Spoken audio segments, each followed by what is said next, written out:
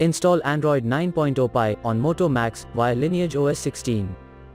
Please check the description for important notes and all the download links.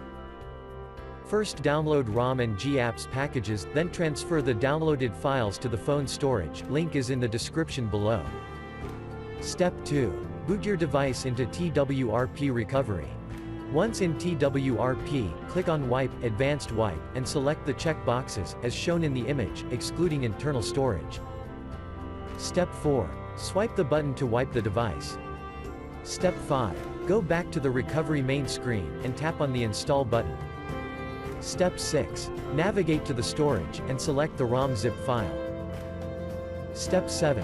Finally, swipe the button on the screen, to install ROM file. Step 8. Flash the GApps zip package, in the same manner. Step 9. After GApps flashing completes, select Wipe Cache and Dalvik from bottom left side of screen, and swipe to wipe. Step 10. When the flashing process is complete, hit Reboot System. That's it, you have successfully installed the ROM on your device.